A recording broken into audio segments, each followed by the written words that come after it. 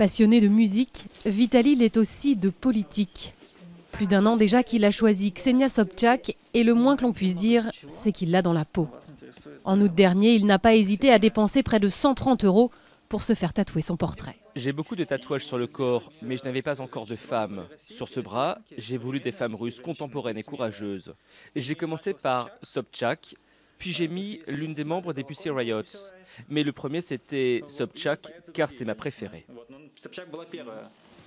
Pour lui, la Benjamine des candidats à la présidentielle russe incarne l'espoir d'une nouvelle ère politique.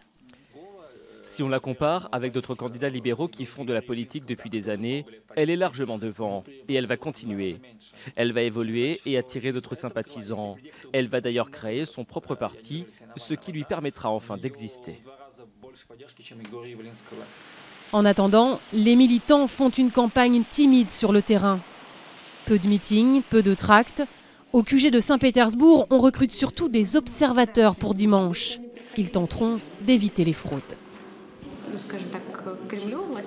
On sait que le Kremlin a besoin d'une participation la plus élevée possible pour légitimer son pouvoir. Donc là-dessus, il peut y avoir des fraudes. Il va falloir être vigilant sur ce point, même si pour notre formation, le score ne sera pas très élevé. Médiatique, populaire, Ksenia Sobchak est sans doute la candidate d'opposition la plus connue de ce scrutin. Pourtant, elle ne cumule pour l'instant qu'à peine 2% des intentions de vote.